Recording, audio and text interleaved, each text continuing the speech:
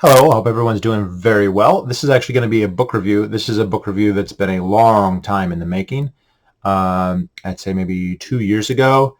I had a book on my shelf. I don't remember how I came to get it, but that book was Pacific Crucible, War in the Pacific, 1941 and 1942 by Ian Toll. And this has been on my shelf for a while. I must have read somewhere that it was good, and it is. It's excellent.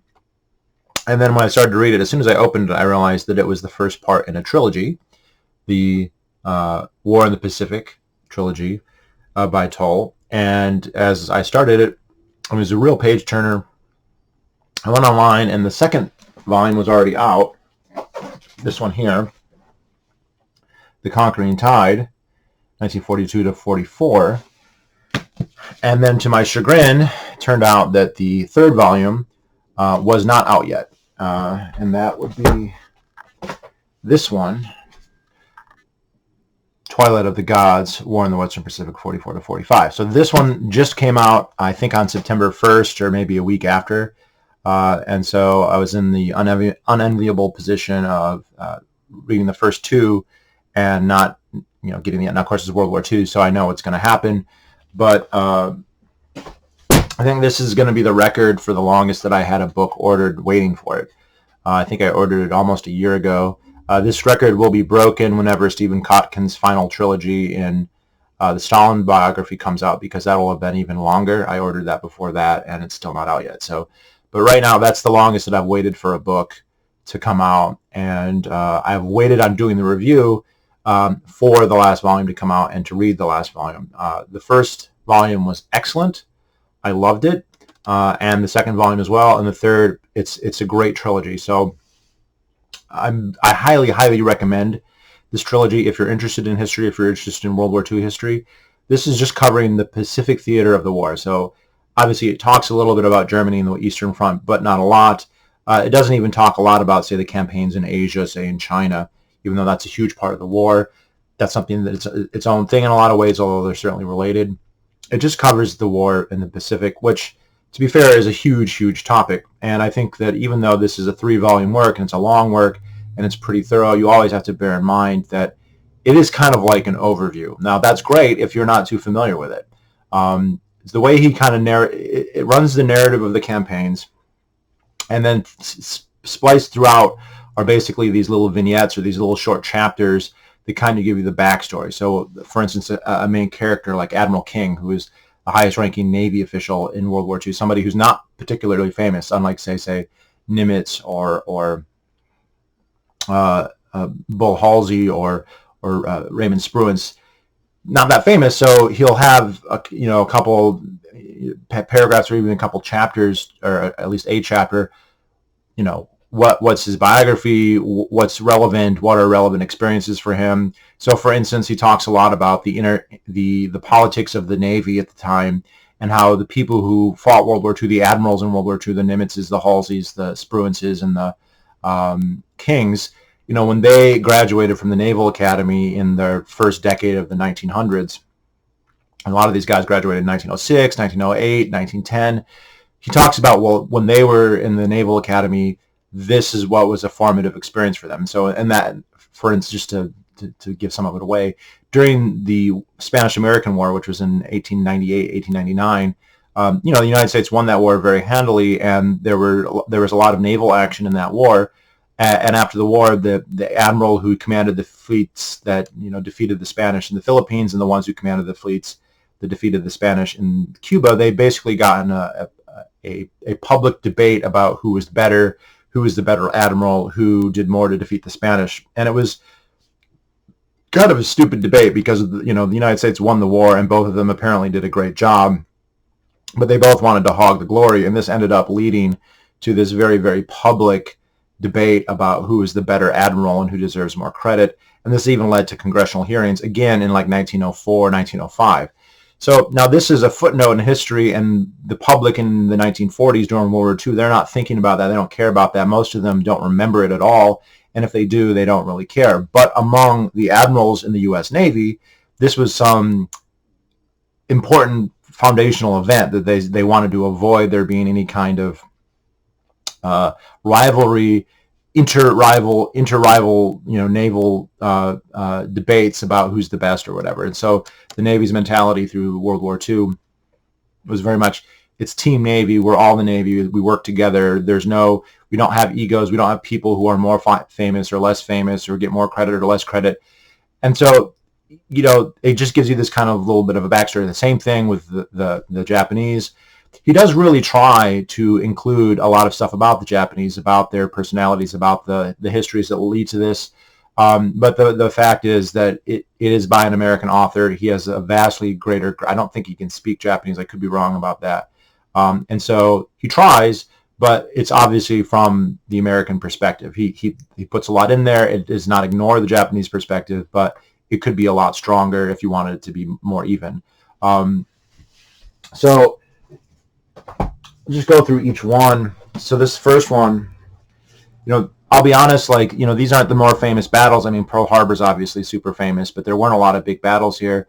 And this is what I initially thought, well, this would be one of the least interesting chapters, but this is actually something that was really important to learn about. Everyone knows that eventually the military industrial might of the United States was strategic in this war. But in the first year of the war, that really hadn't come into play yet. The time it takes to build a Navy and an Air Force, the United States had the ability to do that, but you can't just turn on a switch and have it happen already. Now, it's a little bit of a misnomer to think it started at Pearl Harbor. Roosevelt started the most massive rearmament program in world history in the spring of 1940. So we were already very much on a war footing at that point, or at least relative to any period in the past. But it really did take about until the end of 1942 before you got just enormously large numbers of ships and planes that were really turning the tide. So this is kind of interesting because you're dealing with a situation where the Japanese and the American fleets have some degree of parity. In fact, you could even say that the Japanese had a superiority in some respects during this period. And so this is a really interesting book, and I think it ends with Midway. Let me check. It's been a couple of years. When did I buy this? Let's see. I bought this book. In 2015. So, let's see where that. So it's been a while. Shit, doesn't. Chapters are just given chapter names, and they don't. I think this ends with Midway, though. Let me check. Yeah, okay, yeah. So this ends with the Battle of Midway. Okay. So Midway is, without a doubt, the most famous battle in naval battle in World War II. One of the most famous naval battles in history. It's usually ranked as, one of the most important naval battles in history, up there with, say, something like Actium or the Battle of Tsushima Straits, or maybe a few others. But probably usually ranked number one, although obviously American historians would be a big part of why that would be. One thing that I was kind of struck by, it's a very dramatic moment, the Battle of Midway, where you have the Japanese Navy doing really well for the first 6 to 9 months of the war, all these successful campaigns, kicking out all of the European colonial powers, the French, the English, the Dutch, and knocking the Americans out of the Philippines. But, and then there's this, moment, months and months of cat and mouse where I think 4 Japanese carriers get sunk and they all get struck in the course of like 20 minutes or something like that. But reading the books, the strategic significance of Midway seems to be mitigated, because what really won the war was the fact that the Americans were able to build, man, staff, and deploy just enormous fleets. Towards the end, like Task Force 58 had something like 16 or 18 aircraft carriers, close to 1,000 ships, like literally thousands of planes, and the Japanese couldn't, they had like one aircraft carrier, didn't even work. They couldn't train their pilots, whatnot. So, so that's the first volume. Second volume, Conquering Tide. This has some of the more famous battles: Guadalcanal, Saipan, Tarawa, the campaigns in the Marianas Islands, New Guinea, and this is kind of the building up of the amphibious strike force, the ability of the Americans with the Marines and the Army to go and take out these Japanese bases. And just to give you an idea too of how this is really an overview. So like he mentions, I think twice by name, the very famous, very important Japanese military base on Rabaul, on New Britain. And that's a very famous Japanese base that when they invaded the Solomons and the Bismarck archipelago, they built this major base, Rabaul. And he mentions it twice, and I have a whole trilogy. Three books, these three, that are just about the base at Rabaul. So like you can have all this, and it mentions it. I'm not faulting him. I'm not saying he should have spent more time. He's trying to cover everything, so he can't get into that detail. But just give you some idea that you can do this overview, and it just kind of gives you little hints of where you could go if you wanted to learn more, which I think is a really good way to approach if you're interested in a topic.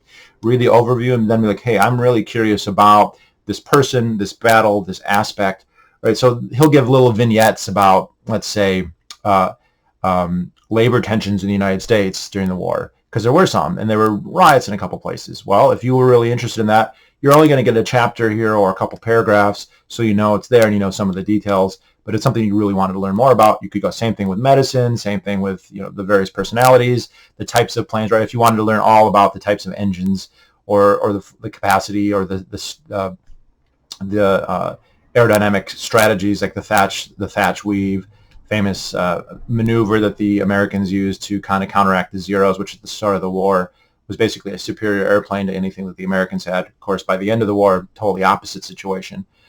So it's a really good way if you're just not familiar with the history. So it's got this narrative. It's very much a page turner, right? Even though you know it's going to happen, even if you're familiar with various parts of the campaigns, it strings it together and it shows what's going on.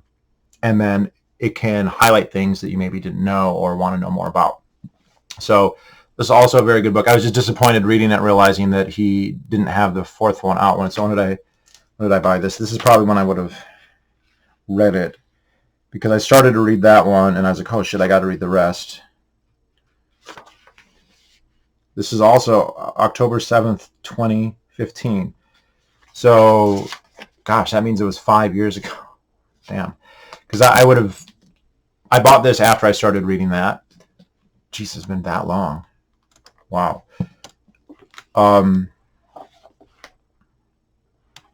He goes into also like the broad strategic considerations, right? The U.S. and the British were, obviously cooperating.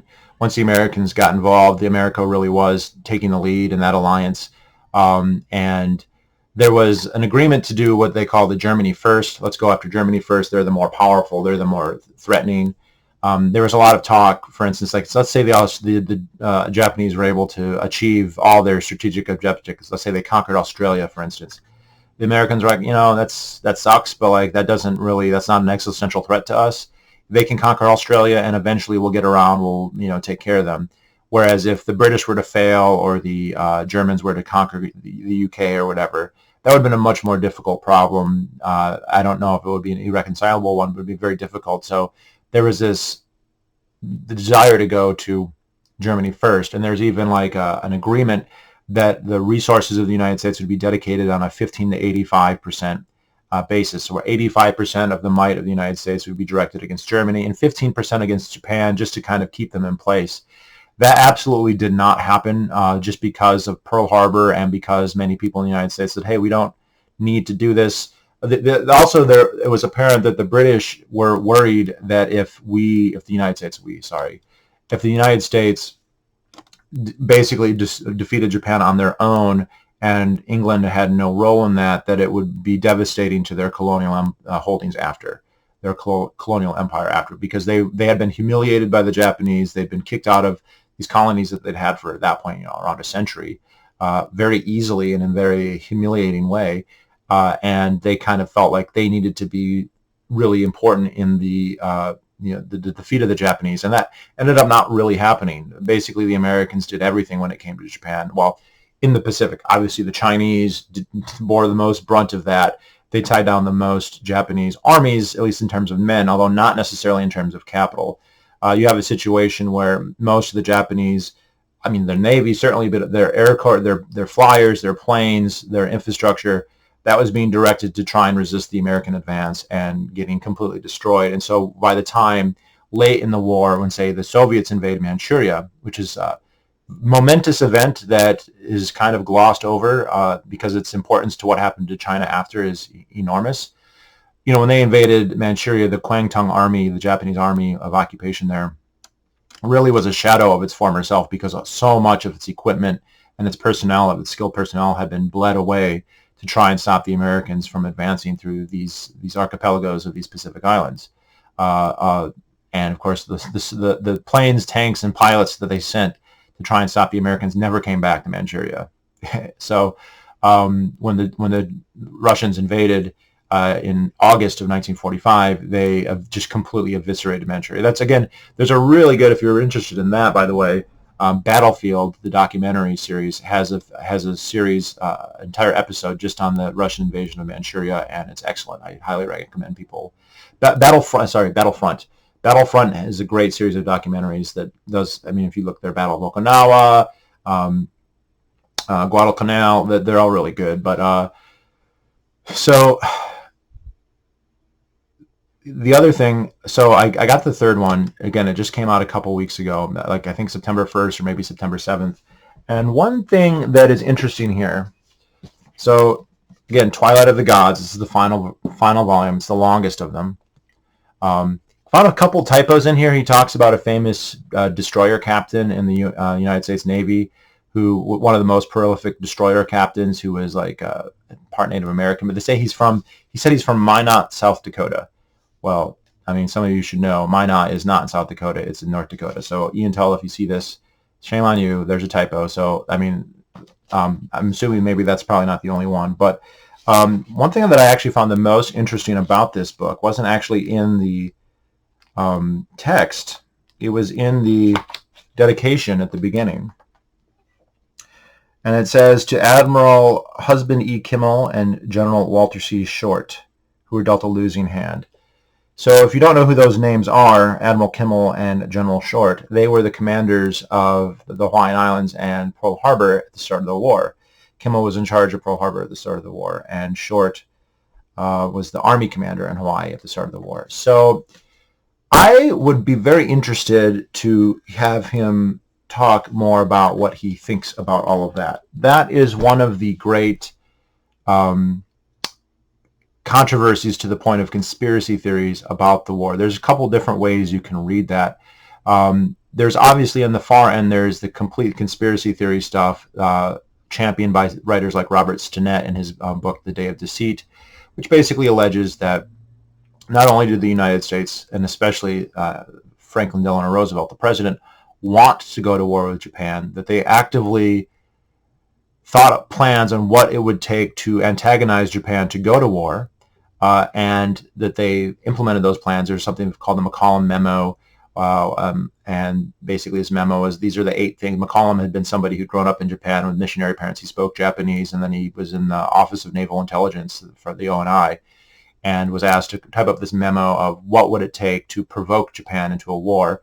And it was a list of, I think, 8 things, including things like move the naval base from San Diego to Pearl Harbor, build submarine bases and air bases in the Philippines, oil embargo, a couple other things.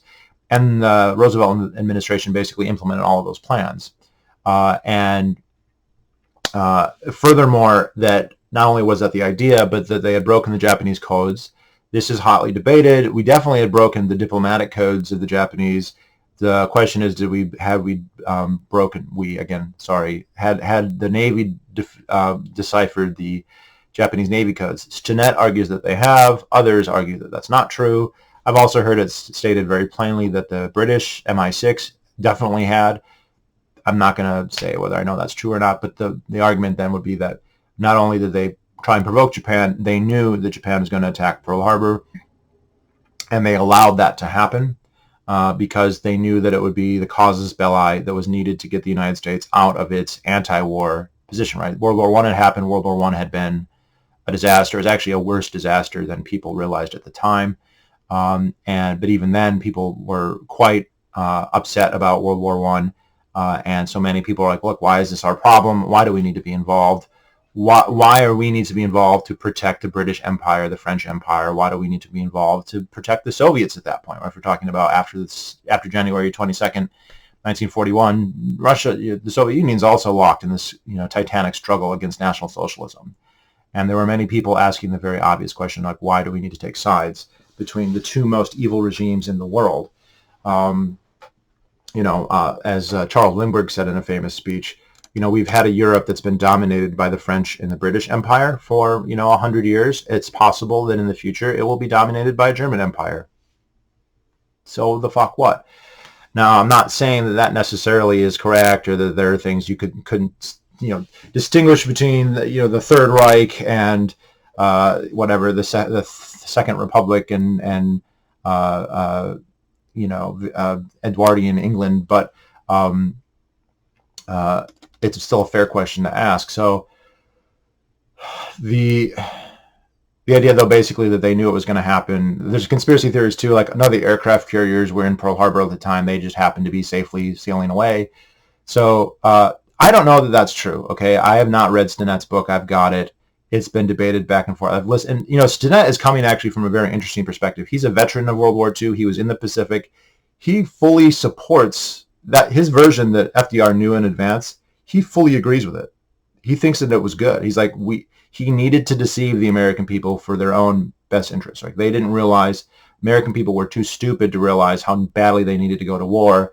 And so FDR's deceit, his day of deceit, as the book is titled, was a necessary evil, and that it was for the greater good. So that's the author's take. We don't have to necessarily go that far. And I'm not saying that Tull goes that far. He very probably doesn't, for that matter. But the idea is that Admiral Kimmel and General Short really were not. They were kept out of the loop. They were not kept informed of how dangerous the situation was, and then they were scapegoated. They were scapegoated after the war, and they were blamed for everything. And see, other people who were at least as negligent walked away. So the kind of the big counterexample is Douglas MacArthur. Douglas MacArthur was the commander in the Philippines. So whatever you want to say about codes or not codes, the attack of the Philippines happens more than a day after the attack on Pearl Harbor. So MacArthur had at least a day, and he had been in command there for several years. So he should have been preparing for this. And when the Japanese attacked the Philippines, MacArthur's forces were completely not ready. And they ended up besieged on the Bataan Peninsula and then Corregidor, and thousands of them were taken prisoner. And then he was ordered to leave by FDR, and he became a lionized war hero. And Admiral Kimmel and General Short are just seen as like the Humpty Dumptys who didn't know what was going on while he walks away. And I should also point out too, we don't even have to go the conspiracy theory route. My sympathies lie with that consideration, and Thaddeus Russell talks about this. He said he's discovered that the very first meeting that FDR had with his staff in 1933, like when he just became president, right? 6 years before World War II started in Europe, 8 years before it started in the Pacific, that his very first meeting, he said he wanted to go to war with Japan. There's something about him where he really wanted to go, and he wanted to be in a naval war against Japan for whatever reason. And apparently it was so ridiculous that half his cabinet threatened to resign, that he would be talking about something so bellicose and out of the ordinary. But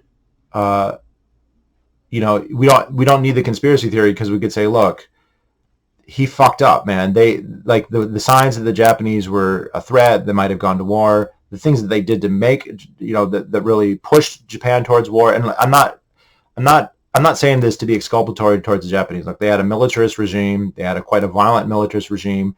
They were assassinating people. If you were a pro-trade, pro-Western, anti-war Japanese politician, you were in real serious danger of getting assassinated, and many of them were, and that was no secret. So, again, this is not to exonerate them completely. They are the ones who ultimately decided to attack Pearl Harbor, and he talks about that at the end of the book. That was one of the biggest mistakes ever. But they may have had help from FDR. He may have been really pushing them hard to do it. But he should be why is General Short and Admiral Kimmel, why are they the ones who are asleep at the wheel and who fucked up and not the fucking president? I would feel the same way about 9/11. Why does 9/11 make George Bush a great president? It doesn't. If anything, it makes him a terrible president. It means he's a fucking idiot. His one job is to protect us. That's, we have to submit to his authority and obey him and do whatever the fuck he says and, laud him and praise him and talk about how the state is the linchpin of our society. We need them for everything. And the reason we have to do all that is because they protect us. And then the one day that they need to protect us, the one day where it really matters, if I'm talking about September 11th, 2001 or December 7th, 1941, they're just not there. They fail for whatever reason. We don't have to assume. It's funny that in both cases there are conspiracy theories that they actually did it. And I'm not even saying I don't agree with that. That may be the case, but it doesn't even need to be the case, right? They could have just failed. They weren't conspiracies. They just fucking completely dropped the ball. And thousands of people, actually very similar number of people died in both. Just over 3,000. 9/11 edged out Pearl Harbor by a little bit, but it's just really sad that these two guys, and what happened with Kimmel and Short is they got discharged, dishonorable discharge, dereliction of duty, whatever. There were a series of their families were upset with this and kind of lobbied, and eventually they got exonerated after the fact. I've got a couple books on Pearl Harbor that I haven't read yet. There's a whole Pearl Harbor, Betrayal at Pearl Harbor Myths, Pearl Harbor, and Day of Deceit. So I've got four books on Pearl Harbor right there that I have not read any of yet, but we'll get there. So I thought that was interesting that here we're this history.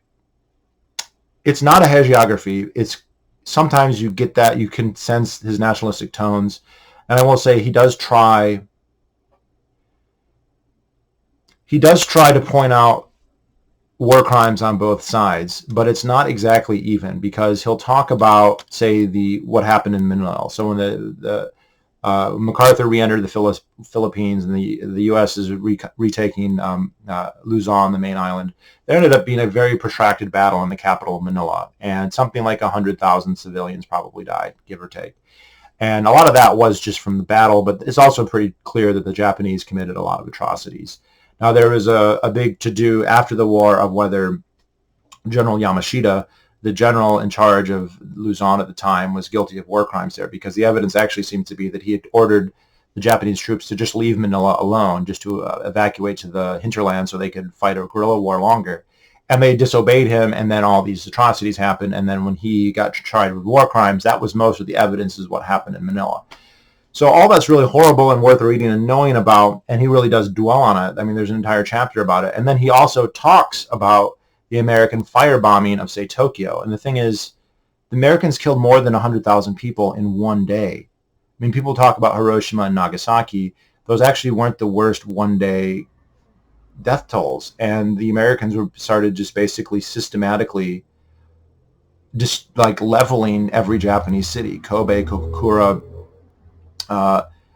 Nagasaki, Hiroshima, just going through and just wiping them out with incendiaries, wiping them out with regular bombs, burning them to the ground, killing people, tens of thousands at the pop, 100,000, 50,000, 20,000, 80,000, 70,000. I'm talking in a single night. All right, so like, and it went against the whole rhetoric. They're like, the Blitzkrieg is horrible. Hitler's a monster because he bombed a British city, and like we're going to wipe out every fucking German city. The Japanese never bombed an American city. They bombed Nanking. They did do some other stuff. Again, they did some horrible stuff, and some of which he didn't even talk about, like all their experiments with germ warfare and stuff.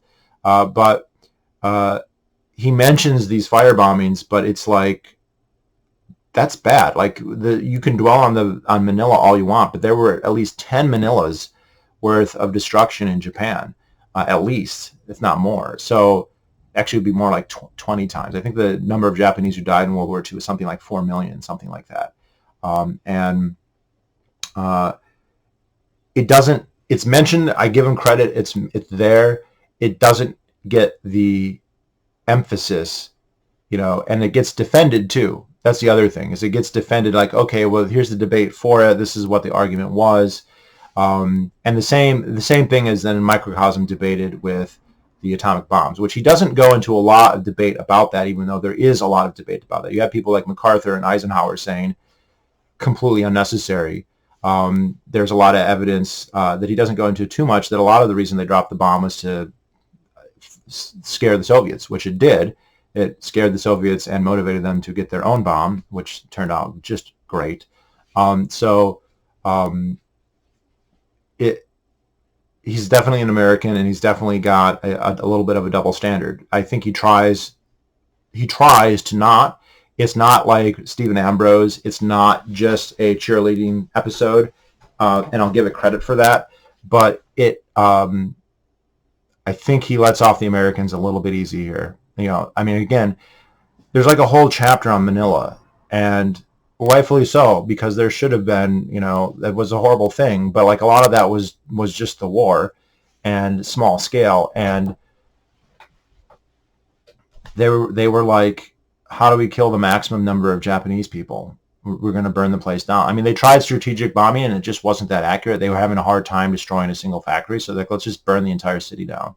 So they did, and it's kind of fucked up, and especially all the rhetoric about we don't bomb cities, we're civilized, they're barbarians, we're not going to do that.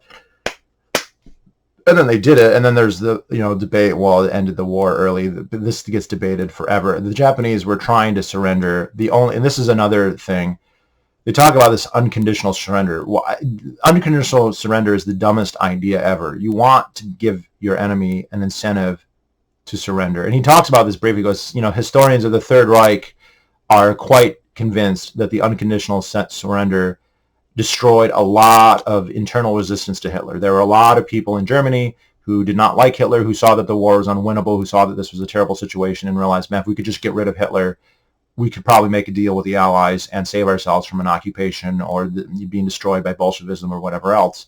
And yet this unconditional surrender is like, why? We're going to overthrow Hitler, and then they're still going to make you completely prostrate anyway, so there's no point. And that really did put a damper on that. It was an example of political bravado that even Churchill thought was a bad idea, and then Roosevelt just fucking did it, because Roosevelt is such a fucking liar. And they come, it's admitted repeatedly in this, and he just is like, well, whatever. He's just a politician and he's a great man or whatever. He's full of shit, dude. The guy lied through his teeth. What did MacArthur once said that he would never tell the truth if a lie would do. Absolute piece of shit. He's definitely I think he's the worst president we ever had. He's the most tyrannical president we ever had, the most power hungry, most corrupt. He's not like a Lincoln figure. As much as I think Lincoln was a tyrant and Lincoln deserved to be assassinated and Lincoln was a bad president in a lot of ways, I don't think that Lincoln did the things that he did out of some kind of megalomania or desire to be famous or desire to be a good president. I think he did what he thought his nationalistic unionist roots thought, that he thought that these were his powers as president, and he was going to, occupy that office. And I don't think he was trying to be deified or canonized, or I don't get that image from Lincoln at all, whatever his faults. I definitely get that from FDR. FDR wanted to be seen as famous. He wanted to be a successful president. He didn't have any principles whatsoever. He would try anything and everything, whether we're talking about the Depression or the war, lie, cheat, steal, kill, fucking lie through his teeth, leave people out to dry, take advantage of people. And he talks a little bit about that.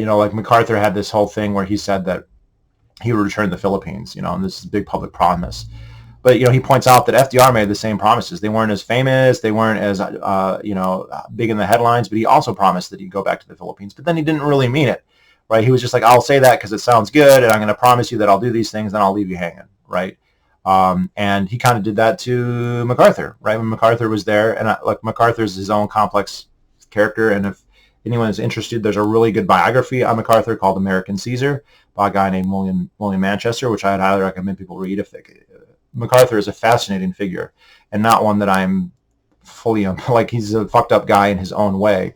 But he talks about, he was being told, yeah, we're going to come rescue you, and they were not going to come rescue them. There was no way that they could, and they just strung them along because it sounded nice.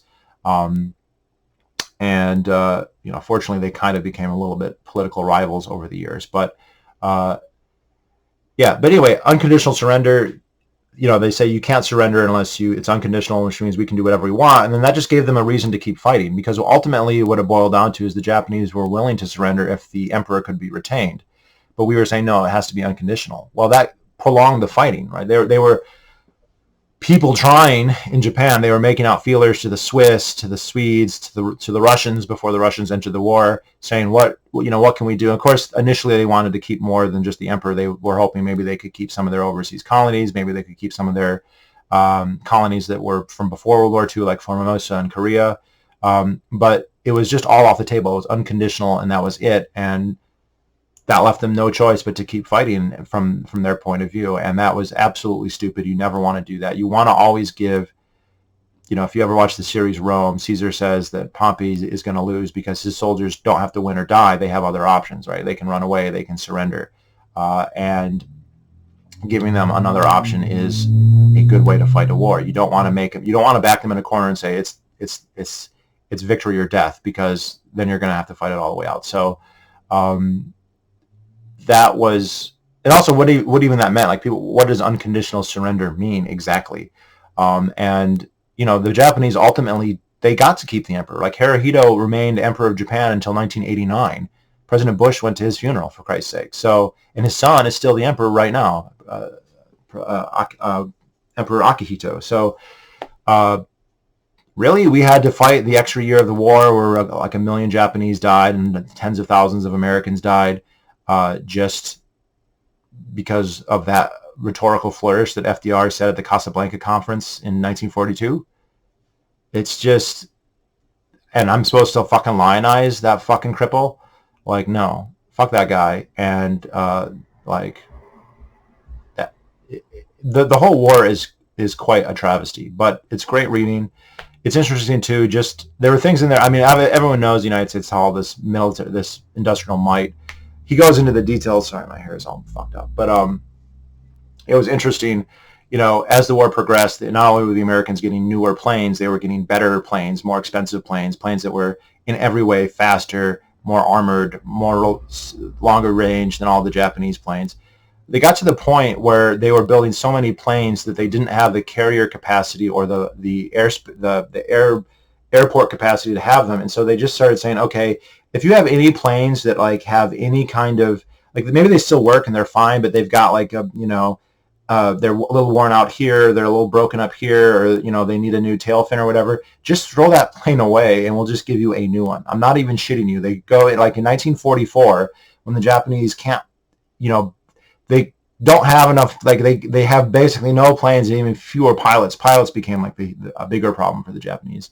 The Americans are taking like fully effective airplanes that are just have cosmetic problems and just swapping them out for brand new ones because they have more than they can use. They literally dumped thousands of planes. I'm not even, thousands of planes that were just thrown away in the garbage, like literally pushed in the ocean or parked in some jungle in Tinian or wherever else, and just left there. Guam or Saipan, we'll just get pushed off an aircraft carrier. That's also another thing too, is you see like so much bullshit is tolerated through victory. So another character in this who kind of comes out bad is a very famous Admiral Halsey, Bull Halsey, American admiral, and he made at least 2 gargantuan mistakes in the course of the war. One that I had never even heard of before, but he let the fleet like sail through a hurricane, and they had warnings. He's like, it'll be fine, and like it destroyed like hundreds of planes, and lots of people died. But then another time, and this is a little bit more famous, but so the Americans were, I mean, by 43 and especially by 44, the naval and air forces of the United States were qualitatively so superior to the Japanese that any engagement was a foregone conclusion, right? Even on a one-on-one, just the Americans had better pilots, better planes, better ships. Their ships were far superior. That's another thing, is you would have a Japanese carrier. It was a carrier. It had launched airplanes, but they had to build them kind of on the cheap. So like if they get hit by one bomb, they could sink. They could have fires, whereas the American ships, they could get hit by 2 or 3 bombs and they could still fight. They could still launch fires and fly and shoot back and maneuver. Not that they weren't unsinkable, they were, but like they were much, much more robust. They were just more expensive and better built. The Japanese know how to build a great ship. It wasn't a technical problem, so to speak, as an investment capital problem. They just did not have the ability to invest that much in these ships. And so they didn't. And so they did not have the quality that the American ships had. And furthermore, they didn't have the resources to dedicate to their training. The Americans at the end of the war, when a new pilot showed up, on an aircraft carrier, on an Air Force base, they didn't have the Air Force, Army Air Force base, he already had 600 hours of flying time, and 200 of those hours would be in the specific plane that he would be flying. The Japanese got to the point where you would have people who had zero flying out. Like the first time they fly a plane is they're going to attack the U.S. fleet. Or maybe they had 8 hours or 9 hours or something like that. Now, at the start of the war, that wasn't true. When the war began, Japanese pilots were just as well trained and professional as any pilots in the world. A couple nations had put in the time, and they had these air forces that had really high quality pilots. The Germans, the British, the Americans, and the Japanese. Those four had world-class pilots. Those four countries all had programs, but the Japanese program was needlessly restrictive. They had prevented a lot of people who were qualified because they just wanted to have this elite. And then when they needed more pilots, they suddenly had to expand, and they just didn't have the ability to do that. The Americans had kind of developed a plan in the 30s on, okay, we're going to have a small air force that we need to figure out how we were going to increase the pipeline to make it bigger, and they absolutely did that. And so you started turning out, and lots of it wasn't just planning. It was like we had the fuel to do it. We had the fuel that we could take thousands of pilots and whittle it down to a couple dozen who were the best and train them very, very extensively. Where the Japanese, they just didn't have the fuel for that towards the end of the war, or even partway through the war. But anyway, so tangent. I'm sorry, guys. There's just so much to go over, and it's a really good book. So if you're interested in this history, you should definitely read this book. But so the Japanese, what are we going to do? We can't fight the Americans in a fair fight, and we can't catch their fleets. We can't. So they said, well, what we'll have to do is we'll wait till they're invading an island. When they're invading an island, then their fleet will be there. We'll know where it is. And if we can somehow get their carriers, if we can use bait to get their carriers to leave so they don't have their air cover, we can get our surface fleet, our battleships and our cruisers in there, and we can destroy all their transports and all their auxiliary ships, and we can really fuck up the invasion. Now, that's not a war-winning strategy. That's not going to mean that the Americans lose the war, but it is going to give them a big defeat and probably inflict a lot of casualties. Now, this was an extremely hard thing to do. How are you going to trick an American fleet to leave, right? The Americans have all these planes, they have all this reconnaissance, they have more ships, they have so many more ships that they can divide their fleet and still have you outnumbered 2-1 in both places. And that's in absolute numbers, and in terms of quality, it would be even different. And yet, they did it. When the Americans invaded Leyte Gulf, which is in the Philippines, the first island that the Americans invaded in the Philippines was Leyte. There's a famous statue of MacArthur walking on the shore there. They had this massive fleet there being commanded by General Halsey, and the Japanese had an aircraft carrier fleet, but they didn't have any pilots, so the aircraft carrier fleet wasn't really an aircraft carrier. It was just like a white elephant at that point. They used that as bait.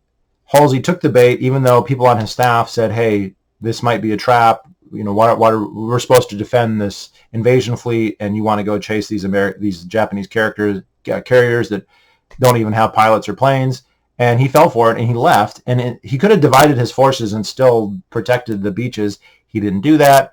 And Admiral Kurita was able to sneak in. This is amazing. Sneak in with 2 pinchers of his navy and almost attacked the American fleet. Now, what ended up happening is, even though the carriers weren't there and the battleships weren't there, the destroyers and cruisers and pocket aircraft carriers, these smaller, cheaper aircraft carriers that the Americans were building, that weren't as fast, weren't as powerful, weren't as big, but could still launch planes. They were very, very vulnerable. This could have been a huge Japanese victory, and Kurita lost his nerve. Even though there was a quality difference and quantity difference in terms of the navies at this point, the Americans still, an American destroyer is still going to be able to fight a Japanese destroyer, even though there's more of them. So there was a famous thing called the destroyer charge, where a couple smaller U.S. ships attacked these larger Japanese ships, and Admiral Kurita lost his nerve and fucking turned around. And he was unnerved, like when his flagship had been sunk by a submarine like 5 days before. But the point of the story, though, is the Japanese plan worked. They actually tricked Halsey. Halsey took the bait. He left the invasion force vulnerable. By their own skill and by Kurita's fecklessness, they were able to avoid what could have been a huge disaster, one of the biggest upsets in history. But because the United States won the war, and because Halsey had this reputation as this great commander, he basically suffered nothing. Like, he basically completely got away with that scot-free. And the guy, he's still a famous admiral. Like, and there's probably, if you go to the bookstore, there's going to be all kinds of books about how great he is. And Tull is not out to take a scalp here, but the impression given is that Halsey, I mean, not that he wasn't a good seaman in other ways and wasn't a good commander in other ways, but he made some very huge mistakes that his counterpart, Admiral Spruance, never made. So that was another interesting thing. So the U.S. ended up with this vast fleet that they called Task Force 58, and then there were only so many people who were really qualified to command this, and one was Halsey and one was Spruance, and so they would actually alternate 6 months at a time. One would command it for 6 months, and one would command it for the other 6 months, and while the other one rested. And they designated the fleet different things. So it's Task Force 58 when it's Halsey, it's Task Force 38 when it's Spruance. I maybe to mix that up, but so if you ever heard of Task Force 58 and Task Force 38, that's the same force. It's just its name changed based on who's commanding it, Spruance or Halsey. And they talk about later, they actually started adjusting the schedule to make sure Spruance was in charge when they were doing really important things. So they wanted Spruance to be in charge during the Battle of Okinawa, so they let Halsey off 2 months early so that Spruance could be there. Like, so it's this weird thing where, like, they don't want Halsey at the wheel because they don't trust him to do the right thing because he can be stupid. Like, he's not a stupid person. I don't want to say it, but like, he made some really fucked up bad decisions. And so they couldn't rebuke him publicly. And they just wanted to make it look like, hey, we're all the Navy and we all get everything together. We don't want there to be drama like there is in the Army with someone like MacArthur, who, whatever you want to say about him, was a fucking prima donna, dramatic motherfucker. So they just kind of covered that up. And so he gets to be a war hero, and he's blah, blah, blah. And, his Japanese equivalents, people like Kurita, or Yamamoto, or whoever else, they lost, so they don't get any of that. Their mistakes become what they're defined by. His mistakes get papered over. And it's not just with Halsey, that's with Roosevelt, that's with everybody, right?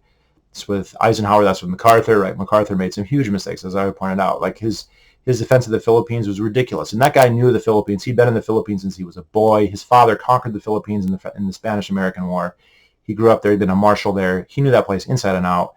And he completely dropped the ball. And he's still a complete war hero. Now, and he did other things in his career that were magnificent and blah, blah, blah. And he's a very interesting character. Again, American Caesar is a great book on that by William Manchester. By the way, William Manchester is also a World War II veteran. And he's quoted extensively in this book. Probably the people I think are quoted the most are William Manchester and Eugene Sledge, who wrote with the old breed at Peleliu and Okinawa. If you've ever seen the HBO show The Pacific, one of the main characters there is Eugene Sledge, and he's quoted extensively in this book. So, yeah, it's quite a good overview. It covers the campaigns, then it covers the debates about the tactics, the strategy, the personalities, right up to the last days of the war. Like, even after Nagasaki, it talks about, and by the way, that the bombing of Hiroshima went off perfectly. Everything was textbook. The bombing of Nagasaki was a huge disaster. That plane got lost. It almost ran out of fuel. They almost dropped it in the wrong place. They didn't drop it on the original place they wanted to. They crashed they ran out of gas on the runway. They had 8 gallons left, but for a B-29, that's like you're out of gas. Again, they think that commander of that plane fucked up big time. And by the way, fun fact, so everyone's heard of the Enola Gay. That's the plane that dropped the bomb on Hiroshima.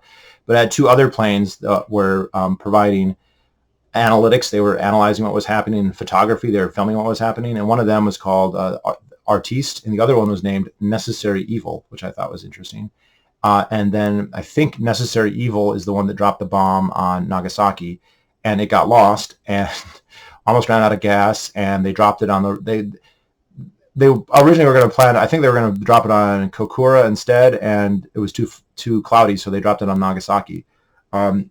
He was investigated. They thought that he fucked up, but they said, hey, we won the war, so honestly, it's just not going to go anywhere. Nothing bad happened to him, right? So when you win, you can fuck up, and it doesn't get analyzed. And so he talks about that, but again, the crimes of the Japanese are kind of center stage, and the denial of the Japanese. He talks a lot about how the Japanese after the war tried to forget about the whole thing, and it was just considered this dark area in their history, and deservedly so. But then the Americans, it's like the greatest thing that ever happened. I think that's the last word.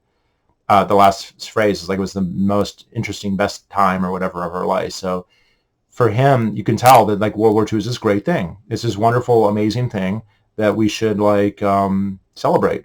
And the Japanese should look at it as a dark period. And I mean, that makes sense in the sense that like millions of Japanese died and only a few 100,000 Americans died. Only a few 100,000. But I think that really doesn't engage with the ethics of the war at all. And like there's hints there, especially with the stuff with Kimmel, that this war, it wasn't so obviously the good guys versus bad guys thing. I mean, even if you want to say necessary evil, lesser of two evil kind of thing, that's not something to fucking like celebrate, really. It's a tragedy. It's absolutely a tragedy. And a good thing about the books, it does go into a lot of details about that, what that was like, the death, the destruction, the waste in every sense, like of resources, but also of lives, of talent. And that's not his intent, but it's there if you want to see it. So let me hold this up again. If you're interested in history, if you're interested in World War II history, it's a great beginner, right? You don't have to know anything, and this will like guide you through it step by step, and it will lead you other places if you want to look. And like I said, I wanted to review it way back in 2015, but he just hadn't finished it yet, so we had to wait. So here we go. Ian Tull's Pacific Crucible, The Conquering Tide, and Twilight of the Gods. Excellent, excellent books. You're looking about, I think, like 20, 25 bucks each. Definitely worth it. Major page turners. I think I read each one in just a couple days. Yeah. Anyway, I hope you're all doing very well. And let me know if you like the books and you want to buy them.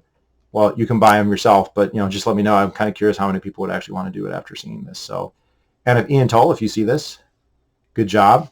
And except for the part where you said Minot is in South Dakota, because Minot is definitely in North Dakota. But other than that, wonderful. So thank you guys, and have a great day. Bye-bye.